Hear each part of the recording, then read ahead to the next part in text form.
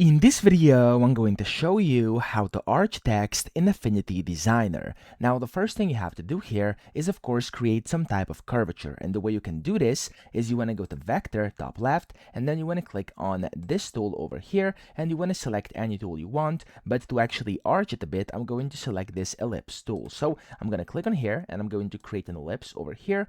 Now, let's say this over here is the band I want. Don't worry, you'll be able to change this later, but for now, that is okay. I'm going to click on this button again to align it. There we go. And then you want to go to layer up top with this ellipse selected.